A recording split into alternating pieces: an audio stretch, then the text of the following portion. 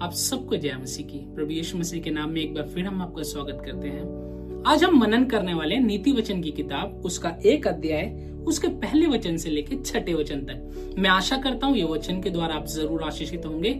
नीति वचन की किताब, वचन में लिखा है सुलेमान के द्वारा नीति वचन की किताब लिखी गई।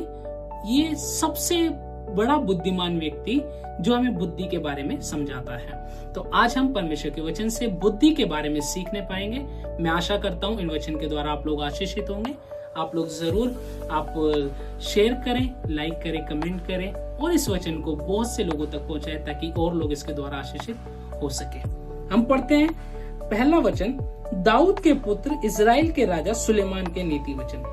किसके नीति वचन? सुलेमान के। यदि आपको मैं फ्लैशबैक में लेकर जाऊं तो मैं आपको याद दिलाना चाहता हूं, सुलेमान दाऊद का एक पुत्र है। जिस दाऊद को हम जानते हैं कि दाऊद ने गोलियत को गूफन से मारा। कैसे मारा? दाऊद ने गोलियत को गूफन से मारा, है ना।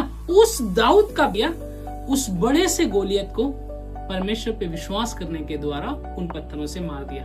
एक पिता जिसका अटूट विश्वास है परमेश्वर पे, सोच के देखिए उसके बेटे का विश्वास कैसा रहा होगा। आज वो व्यक्ति सुलेमान के विषय में जो हम पढ़ते हैं तो वचन में लिखा है सुलेमान सबसे अधिक बुद्धिमान व्यक्ति था। हम पढ़ते हैं पहले राजा की किताब में, तो वहां पे लिखा है कि परमेश्वर ने जब सुलेमान से कहा कि तू मांग, मुझसे क्या मांगना चाहता है, तो वचन में लिखा है कि सुलेमान ने कहा, प्रभु जो राज्य मेरे पिता ने मुझे दिया है, सौंपा है, इस राज्य को चलाने के लिए मुझे विवेक दे, मुझे बुद्धि दे। वचन में लिखा है कि परमेश्वर उसकी बात को सुन के खुश हुआ तो उसे बुद्धि और ज्ञान और समझ दी। वचन में लिखा है जो उसने नहीं मांगा परमेश्वर ने उसे वो भी दिया। उसे धन दिया, शोहरत दी, दौलत दी, सब दिया। आप याद करें कि वो वचन में लिखा है कि तेरे जैसे बुद्धिमान व्यक्ति इस पृथ्वी पर उस समय में कोई भी नहीं रहा होगा, ना रहेगा। उस राजा का, उस सुलेमान के नीति वचन पे जो हम मनन करते हैं, याद करें एक बुद्धिमान व्यक्ति, मैं हमेशा कहता हूं, जब वो पानी पे हाथ लगाते हैं तो आप गीले हो जाते हैं, जब तेल पे हाथ लगाते हैं तो आप ऑयली हो जाते हैं, है ना। इसी प्रकार है, जब आप बुद्धिमान लोगों की बातों को परमेश्वर के वचन से पढ़ने और सुनने लगते हैं तो आप बुद्धिमान हो जाते हैं, क्योंकि परमेश्वर का वचन ही हमें बुद्धिमान बनाता है। हम पढ़ते हैं वचन में लिखा है कि परमेश्वर के भय मानने से बुद्धि का आरंभ होता है। जब हम परमेश्वर के भय को मानते हैं तो बुद्धि का आरंभ हमारे जीवन में शुरू हो जाता है। बुद्धिमान लोग परमेश्वर का भय मानते हैं। वो सुलेमान व्यक्ति, जब हम उसके बारे में पढ़ते हैं, इनके द्वारा पढ़ने वाला बुद्धि और शिक्षा प्राप्त करे, समझ की बातों को समझे। क्या करे? बुद्धि, और क्या है? प्राप्त करे शिक्षा। एक बुद्धि विजडम, शिक्षा नॉलेज। बुद्धि जो परमेश्वर से मिलती है, शिक्षा जो हमें वचन से मिलती है ना। हम जब वचन को पढ़ते हैं, उसे समझते हैं, उसको समझना एक शिक्षा है ना।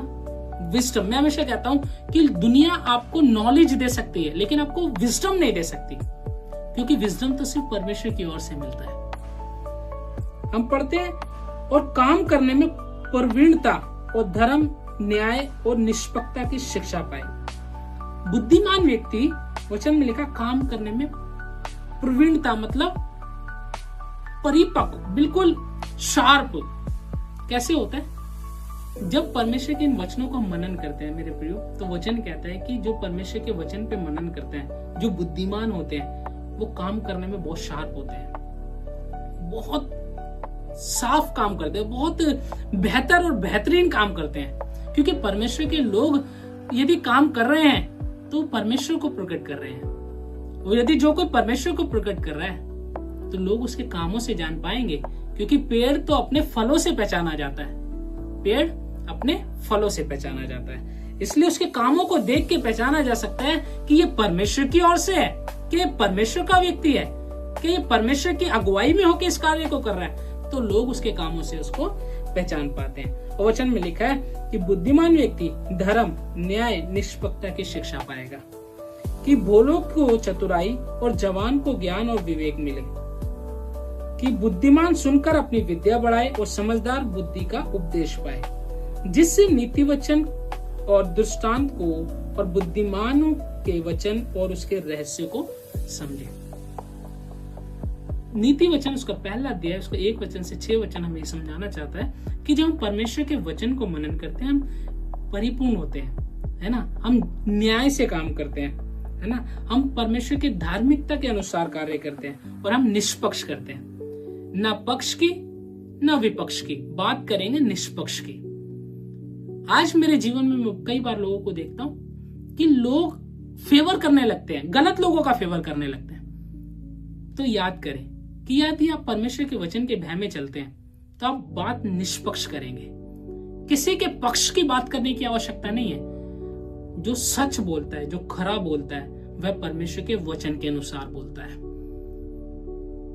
अच्छी और मीठी बातें बोलने से अच्छा है कुछ बातें कही जाए और परमेश्वर के वचन के अनुसार कही जाए। बात को लिखता है कि इस वचन को पढ़ने वाला व्यक्ति धर्म से, न्याय से, निष्पक्ष की शिक्षा पाए और जवान को ज्ञान और विवेक मिले। जवान को क्या मिले? ज्ञान मिले और विवेक मिले। मेरे प्रियो, याद करें, परमेश्वर का वचन आपको ज्ञान और विवेक, आपको समझ। देखो, ज्ञान है विजडम, विवेक है समझ, अंडरस्टैंडिंग। ठीक है, तो आप याद करें कि जब परमेश्वर के वचन पे मनन करते हैं, क्योंकि ज्ञान और विवेक मनुष्य नहीं दे पाएगा आपको, परमेश्वर के वचन से ही मिलेगा। परमेश्वर का वचन आपको बुद्धिमानी से चलना सिखाता है। इसलिए सुलेमान इस वचन में लिखता है कि जो इस वचन को पढ़ता है वो बुद्धिमान होता है, न्याय से काम करता है, निष्पक्ष बात करता है और क्या करता है? वचन में लिखा है जवान उससे विवेक प्राप्त करते हैं और समझ को प्राप्त करते हैं। आगे जब हम इन वचनों को पढ़ेंगे, हम परमेश्वर के और वचनों को समझ पाएंगे। सबको जय मसीह की। जरूर सब्सक्राइब करें यदि आप लोग इन वचनों के द्वारा आशीष होते हैं। सबको जय मसीह की।